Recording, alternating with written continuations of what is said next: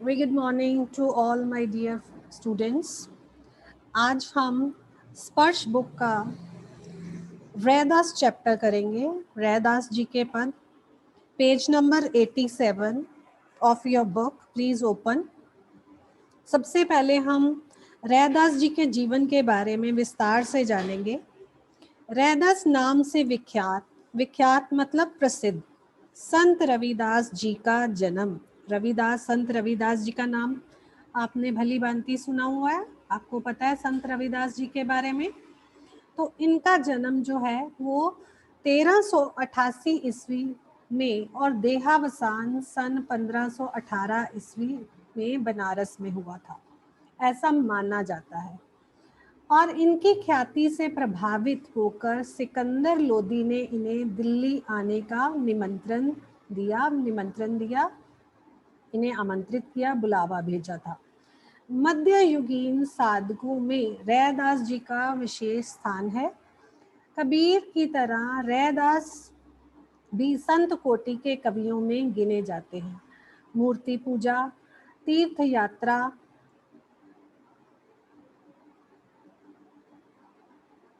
जैसे दिखावों में रैदास जी का जरा भी विश्वास नहीं था। मूर्ति पूजा, तीर्थ यात्रा जैसे दिखावे, ढोंग, आडंबर करने में इनका कोई भी विश्वास नहीं था।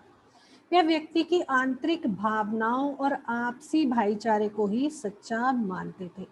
मनुष्य के मन की भावनाएं, आंतरिक भावनाएं किसी के प्रति क्या हैं, प्रभु के प्रति क्या हैं, और आपस में मिलजुल कर रहना, आपसी भाईचारा रखना, सभी को समान सम्मान देना, सभी को समान मानना, इसी को ही वो सच्चा धर्म मानते थे। रैदास जी ने अपनी काव्य रचनाओं में सरल व्यवहारिक ब्रज भाषा का प्रयोग किया है। उनकी भाषा बहुत सरल है, आसान शब्दों में इन्होंने कहा है। व्यवहारिक भाषा जो हम आपसी व्यवहार में बोलचाल में अपनाते हैं, और ब्रज भाषा का प्रयोग इनकी रचनाओं में मिलता है, जिनमें कि अवध की भाषा, राजस्थान की भाषा, खड़ी बोली, उर्दू, फारसी आदि के शब्दों का मिश्रण है। रैदास को उपमा और रूपम अलंकार विशेष प्रिय थे। आपने अलंकार किए होंगे, उपमा और रूपक अलंकारों का प्रयोग भी इनकी रचनाओं में विशेषतः दिखाई पड़ता है। सीधे सादे पदों में संत कवि ने हृदय के भाव, मन के भाव बड़ी ही सफाई से प्रकट किए हैं। और जो दो पद इन्होंने लिखे हैं उनको आज हम पढ़ेंगे। इनका आत्मनिवेदन, धन्य भाव, आत्मनिवेदन होता है प्रार्थना, धन्य भाव की जो दीनता का भाव है, प्रभु के प्रति दीनता का भाव है, सहज भक्ति पाठक के हृदय को उद्वेलित करती है। रैदास के 40 पद सिखों के पवित्र धर्म ग्रंथ गुरु ग्रंथ साहिब जी में भी सम्मिलित है। इन्होंने 40 पद इनके जो श्री गुरु ग्रंथ साहिब जी में भी सम्मिलित हैं, इनकी बानी उसमें भी सम्मिलित है। कबीर जी की बानी भी गुरु ग्रंथ साहिब जी में सम्मिलित है, और रैदास जी की बानी में। तो यहाँ रैदास के दो पदों के बारे में आज हम पढ़ेंगे। दो पदों की हम सविस्तार व्याख्या भी करेंगे, सविस्तार सलाद करेंगे और उनका अर्थ जानेंगे। पहले पद में, दो पद हमने आज स्टडी करने हैं। पहले पद में प्रभु जी तुम चंदन हम पानी, और ये एक बहुत ही विख्यात भजन है जिसे अनूप जलोटा जी ने भी गाया है। आपने कई बार टीवी चैनल पर या वैसे भी सुना होगा। में कवि अपने आराध्य मीन्स अपने प्रभु को, जिसकी वो आराधना करता है, पूजा करता है, को याद करते हुए उनसे अपनी तुलना करता है। उसका प्रभु बाहर कहीं किसी मंदिर या मस्जिद में नहीं विराजता। कहते हैं कि भगवान को ढूंढने के लिए किसी मंदिर, मस्जिद, गुरुद्वारे में जाने की जरूरत नहीं है। वो तो हमारे अंतर मन में ही विद्यमान रहता है, और केवल अंतर मन को टटोलने की आवश्यकता है, उसे अपने अंतर मन में ढूंढने की आवश्यकता है। यही नहीं, वह हर हाल में, हर काल में, हर समय, हर हाल में उससे श्रेष्ठ है और सर्वगुण संपन्न है। प्रभु तो सर्वगुण संपन्न है ही, श्रेष्ठ हैं ही, जिन्होंने हमें बनाया है। इसलिए तो कवि उन जैसा बनने की इसलिए तो कवि को उन जैसा बनने की प्रेरणा मिलती है। जिस प्रकार प्रभु किसी से भेदभाव नहीं करते, उसी प्रकार मनुष्य को भी किसी से भेदभाव नहीं करना चाहिए। और दूसरे पद में भगवान की अपार उदारता, कृपा और उनके समदर्शी जो सभी को समान रूप से देखते हैं स्वभाव का वर्णन है। रैदास जी कहते हैं कि भगवान ने तथाकथित निम्न कुल के भक्तों को भी सहज भाव से अपनाया है और उन्हें लोक में सम्माननीय स्थान दिलाया है। जिस समय में रविदास जी ने ये पद लिखे, हमारे समाज में बहुत सारी भ्रांतियां थी, भेदभाव थे, लोगों के साथ बुरा व्यवहार किया जाता था, परंतु उस समय भी इन्होंने नीच कुल के लोगों को उच्च स्थान दिया था और उनका उद्धार किया था। सबसे पहले अब हम फर्स्ट पद करेंगे। सभी का ध्यान बहुत अच्छी तरह होना चाहिए। अगर एक बार अब आप अच्छे से समझ लोगे, फिर आपको क्वेश्चन आंसर्स वगैरह करने में कोई भी प्रॉब्लम नहीं आएगी। अब कैसे छूटे राम नाम रट लागी, प्रभु जी तुम चंदन हम पानी, जाकी अंग अंग बास समानी, प्रभु जी तुम घन भन हम मोरा, जैसे चितवत चंद चकोरा, प्रभु जी तुम दीपक हम बाती, जाकी जोत बरे दिन राती, प्रभु जी तुम मोती हम धागा, जैसे सोने मिलत सुहागा, प्रभु जी तुम स्वामी हम दासा, ऐसी भक्ति करे रैदासा, ऐसी भक्ति करे रैदासा। इस पद के माध्यम से रैदास जी प्रभु की भक्ति करते हैं, उन्हें याद करते हुए भक्ति की भीख मांगते हैं।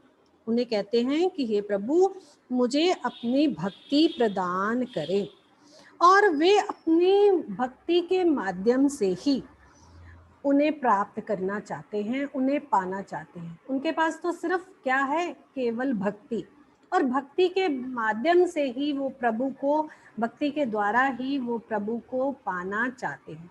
और ऐसे में वो कहते हैं कि हे प्रभु, वो कह रहे हैं कि हे प्रभु जो राम नाम की रट अब मेरे अंतर मन में लग गई है, वह अब छूट नहीं सकती, वह अब खत्म नहीं हो सकती। मतलब राम नाम जो मैंने अपने मन में बसा लिया है, मैं उससे अब विमुख नहीं हो सकता। प्रभु जी तुम चंदन हम पानी, यहाँ पर हम पानी के पर्यायवाची शब्द कर सकते हैं, जैसे जल, वारी, नीर। जाकी अंग अंग बास समानी, अंग अंग, बास मीन्स सुगंध, समानी मीन्स समा चुकी है। वे कहते हैं कि हे प्रभु जी अब तो मैं तुम्हारा परम भक्त बन गया हूँ, सच्चा भक्त बन गया हूँ, और तुम में और मुझ में अब एक रिश्ता सा जुड़ गया है, तुम में और मुझ में एक रिश्ता सा जुड़ गया है, जैसे चंदन और पानी में होता है। आपको पता है कि चंदन को जब हम पानी में घोलते हैं तो ही वह सुगंधी प्रदान करता है, तो ही वो सुगंध देता है। और जब चंदन के संपर्क में रहने से पानी में सुगंध फैल जाती है, जब चंदन के संपर्क में आता है तो वो पानी में भी सुगंध पैदा कर देता है। मतलब कहने का भाव कि हे प्रभु अगर तुम चंदन हो तो मैं पानी हूँ, और तुम्हारी जो सुगंधी है भक्ति जो है वो मेरे अंग अंग में समा चुकी है। प्रभु जी तुम घन भन हम मोरा, यहाँ पर भी घन के आप पर्यायवाची शब्द कर सकते हो, मेघ, बादल, वारित। तो प्रभु जी को वो कह रहे हैं, परमात्मा को कह रहे हैं कि हे प्रभु तुम जो है वो घन के समान हो, तुम बादलों के समान हो, हे प्रभु तुम बादलों के समान हो, और मेरा मन जो है वो मोर के समान है, मेरा मन जो है वो मोर के समान है। जैसे चितवत चंद चकोरा, जैसे कि चकोर नाम का पक्षी जो है वो प्रभु को पाने के लिए एक टक निहारता रहता है, उसे देखता रहता है, उसी प्रकार हे प्रभु मैं तुम्हारी भक्ति में दिन रात लीन रहता हूँ और तुम्हारी भक्ति को पाने के लिए मैं हमेशा ही उत्सुक रहता हूँ। I hope these two lines are clear to you. I am moving ahead to the next. प्रभु जी तुम दीपक हम बाती। बाती क्या होती है? जिसमें आपने रुई की बाती देखी होगी, जब तक उसे दीपक में नहीं डुबोया जाता, घी में हम डुबोकर दीपक में नहीं रखते, तब तक हम दीपक प्रज्वलित नहीं कर सकते। तो यहाँ पर जो रैदास जी हैं वो अपने प्रभु से कहते हैं, परमात्मा से कहते हैं कि तुम दीपक की तरह हो और मैं उस बत्ती की तरह हूँ, उस लाट की तरह हूँ जो कि दिन रात भक्ति को पाने के लिए अपने आप को जलाती रहती है। हे प्रभु जी तुम दीपक की तरह हो और मैं उस बत्ती की तरह हूँ और भक्ति को प्राप्त करने के लिए, भक्ति को प्राप्त करने की आशा में जो वो लाट है अपने आप को दिन रात जलाती रहती है। और जब वो लाट जलती है तभी उसका प्रकाश जो है वो चारों ओर फैलता है। तो प्रभु जी तुम अगर दीपक हो तो मैं बाती के समान। नेक्स्ट, प्रभु जी तुम मोती हम धागा। प्रभु जी तुम मोती हम धागा। इसको करने से पहले एक वर्ड ऊपर और नोट कर लो, जैसे चंद चकोरा। चंद मीन्स चांद के भी आप पर्यायवाची कर सकते हो और दिन राती, दिन के भी पर्यायवाची कर सकते हो। दिन के पर्यायवाची दिन, दिवस, वार, वासर और चांद, शशि। आप पर्यायवाची शब्द भी यहाँ पर आपको मिल रहे हैं, आप उन्हें भी यहाँ से लर्न कर सकते हो। नेक्स्ट लाइन, प्रभु जी तुम मोती हम धागा, जैसे सोने मिलत सुहागा।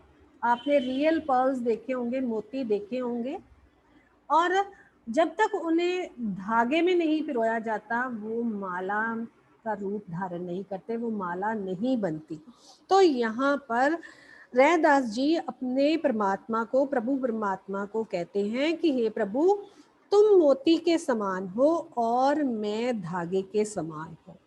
तुम मोती के समान हो और मैं धागे के समान हूँ।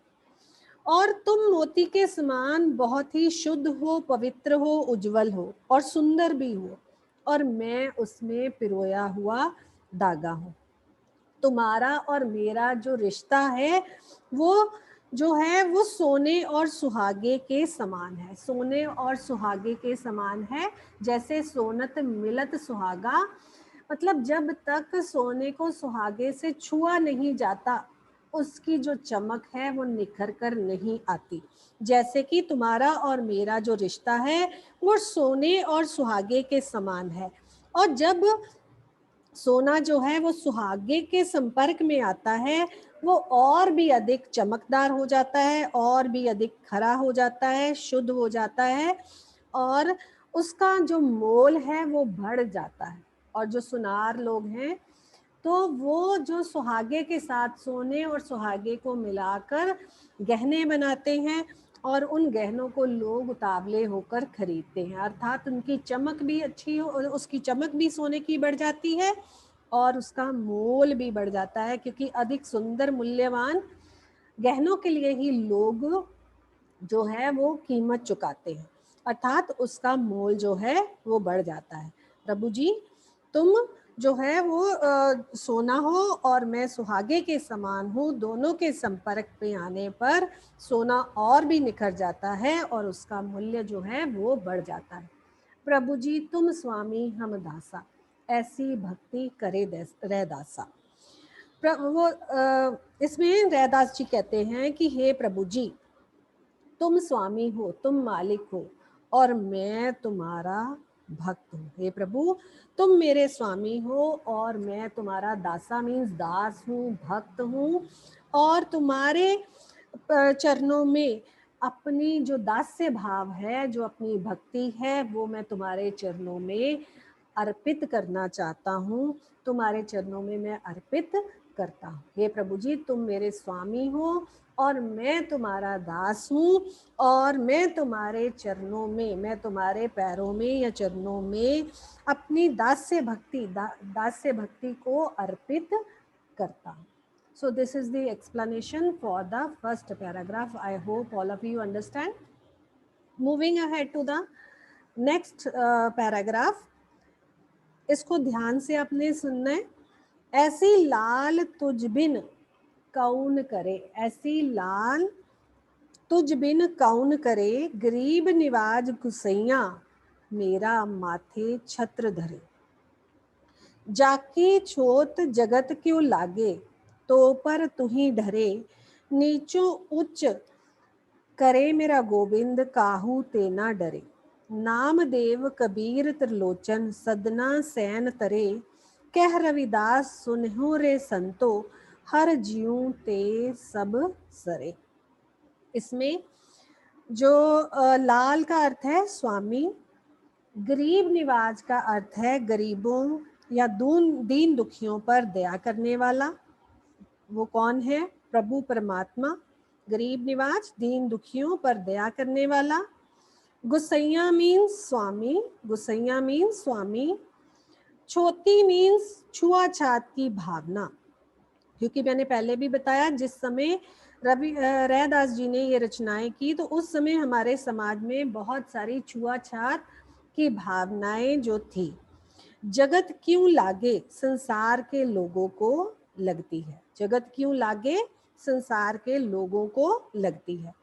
तापर तुही डरे, उन पर द्रवित होता है, द्रवित होता है, उन पर दया करता है। तापर तुही डरे, उन पर द्रवित होता है, उन पर कृपा करता है। नीचों उच्च करे, नीच को भी ऊंची पदवी प्रदान करता है।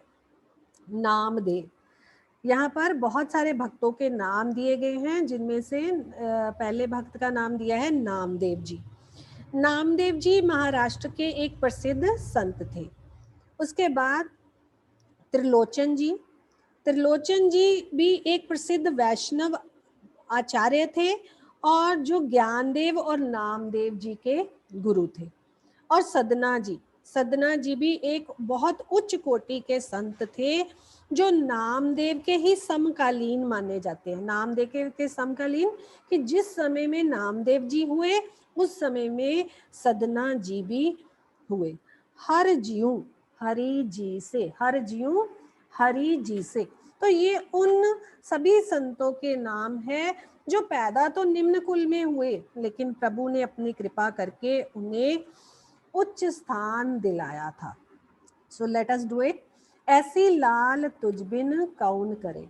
तो इसमें रैदास जी कहते हैं कि जो नीच कुल के भक्तों को तुमने इस समाज में संभाव दिया था, संभाव स्थान दिया था, उस प्रभु का गुणगान करते हुए कवि कह रहे हैं, रैदास जी कह रहे हैं कि हे प्रभु जी, हे प्रभु जी, ऐसी लाल तुझ बिन कौन करे, कि ऐसी कृपा तुम्हारे अलावा कौन कर सकता है। ऐसी कृपा तुम्हारे अलावा भक्तों पर करने वाला कोई भी नहीं है, कोई भी नहीं कर सकता। हे गरीब निवाज, मतलब हे स्वामी, तुम ही ऐसे दयावान हो, तुम ही ऐसे दयावान हो जिसने मेरे जैसे अछूत और नीच व्यक्ति को उनके माथे पर राजाओं जैसा, जैसे राजाओं के सिर पर एक छत्र होता है और उन्हें उच्च सम्मान दिया जाता है, वैसे तुमने नीच कुल के लोगों के माथे पर राजाओं जैसा छत्र रख दिया, अर्थात अपनी कृपा से भरा हुआ हाथ रखा और मुझे, मेरे जैसे नीच व्यक्ति को इस समाज में सम्मान दिलाया था। जाकी छोट जगत क्यों लागे, तापर तू ही डरे, मतलब जिसको कि लोग अछूत मानते थे, जिसको कि लोग अछूत मानते थे, छुआछात की भावना थी उस समय हमारे समाज में, ऐसे मुझ जैसे अछूत व्यक्ति को भी तुमने इस समाज में सम्मान दिलाया। जगत क्यों लागे तो पर तू ही डरे, जगत क्यों लागे तू पर तू ही डरे, अर्थात तुम ही मुझ पर असीम कृपा करने वाले हो, तुम ही लोगों पर दया करने वाले हो। नीचो उच्च करे मेरा गोविंद, काहू ते ना डरे। नीचो उच्च करे मेरा गोविंद। हे परमात्मा, तुम ही मेरे जैसे नीच व्यक्तियों को उच्च स्थान दिलाने वाले हो, उच्च सम्मान देने वाले हो, और ऐसा करते हुए मेरा मन गोविंद काहू ते न डरे। ऐसा करते हुए हे प्रभु तुम किसी से भी भयभीत नहीं होते। मतलब नीच कुल के लोगों को तुमने जो सम्मान दिया है और तुमने किसी से डरे बिना ही उन्हें उच्च पद प्रदान किया, उन्हें सम्मान प्रदान किया। नामदेव कबीर त्रिलोचन सदना सैन तरे, कह रविदास सुनो रे संतो, हर जीव ते सब सरे। और इसके संबंध में वो बहुत सारे उदाहरण दे रहे हैं कि जैसे कि तुमने नामदेव कबीर जैसे जुलाहे, कबीर जी अपने जुलाहे थे और वो जुलाहे का काम करते थे और उस समय वे नीच कोटि के कार्यों में आता था और उन्हें नीच समझा जाता था, जुलाहे के घर में पैदा हुए थे। और त्रिलोचन जैसे एक साधारण जो व्यक्ति थे उन्हें, और सदना जैसे कसाई, सदना जो थे वो पेशे से कसाई थे और कसाई के काम को उस समय अच्छी दृष्टि से नहीं देखा जाता था। और सैन जी जो पेशे से थे वो नाई थे। और इन सभी भक्तों पर, चाहे उनका कार्य जो था वो निम्न दर्जे का था, उन्हें समाज जो था वो अच्छी दृष्टि से नहीं देखता था, परंतु तुमने कभी इन बातों पर ध्यान नहीं दिया और तुम्हारी कृपा पाकर ही वो इस संसार से तर गए, इस संसार से पार हो गए और उन्होंने जो ज्ञान है वो प्रभु परमात्मा आपसे ही प्राप्त किया है। तो आपने समय समय पर नीच कुल के सभी भक्तों का, जिसने भी आपकी भक्ति सच्चे मन से की है उनका उद्धार किया है, उन पर आप द्रवित हुए हो, उन पर आपने दया की है। कह रविदास सुनो रे संतो, हर जीव ते सब सरे। तो यहाँ पर कभी रैदास जी कह रहे हैं कि हे प्रभु परमात्मा, आप जो हैं वो हर सब कुछ, हर जीवते सब सरे, मतलब आप सब कुछ करने में समर्थवान हो, आप सब कुछ कर सकते हो और जिस पर भी आपकी कृपा हुई है वह इस भव सागर से पार उतर गया है। आप हर असंभव कार्य को भी संभव बनाने में जो सक्षम हो, हे प्रभु मैं आपकी भक्ति करता हूँ। तो these are the two paragraphs we have discussed today. So let us come to the back exercise. There are very few questions are given, we will discuss today. Just a moment, I will allow you to yes. पहले पद में भगवान और भक्त की जिन जिन चीजों से तुलना की गई है उनका उल्लेख कीजिए। Yes, raise hands. Yes Shreya, unmute कर लीजिए। श्रेय गिव आंसर। यस। पहले पद में भगवान की तुलना चंदन, बादल, दीपक, मोती एवं स्वामी से की गई है। हाँ, पहले पद तथा में वेट अ मोमेंट, पहले पद में भगवान और भक्त की तुलना जो है वो चंदन और पानी से तुलना की गई है ना। वो भगवान को कह रहा है कि तुम चंदन हो और मैं पानी हूं, तो तुलना दोनों में हो रही है। घन वन मोरा, चंद चकोर में, दीपक और बाती में, और मोती और धागे तथा सोने और सुहागे में भक्त और भगवान की तुलना की गई है। और जो भक्त है वो प्रभु की भक्ति करता है और केवल भक्ति के माध्यम से ही वो प्रभु को पाने की इच्छा मन में रखता है और वह अपनी इच्छा इसमें व्यक्त कर रहा है। I hope it is clear. Second question, पहले पद की प्रत्येक पंक्ति के अंत में तुकांत शब्दों का प्रयोग किया गया है और जिससे कि नाद सौंदर्य आ गया है, जैसे पानी, समानी आदि। इस पद में से अन्य तुकांत साउंडिंग वर्ड्स करते थे ना हम जब छोटे थे, तो तुकांत शब्द छांटिए। ये आप खुद छांट सकते हो। Yes, Vansh Duggal. Vansh ask. J- Yes. yes, ma'am. हाँ जी, तुकान शब्द जल्दी से छांटी. पानी और सामान्य. हाँ जी, वेरी गुड. बाती और मोर और चकोर. धागा. हाँ, बाती और मोर राती. चकोर, हाँ धागा और सुहागा. हाँ, धागा सुहागा. दासा और रायदासा. हाँ, right. Yes ma'am. Okay, moving ahead to the ग पार्ट. पहले पद में कुछ शब्द अर्थ की दृष्टि से परस्पर संबंधित है.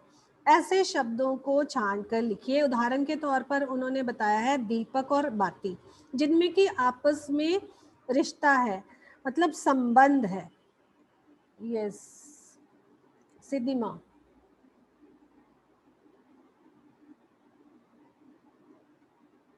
कौन कौन से शब्द हैं?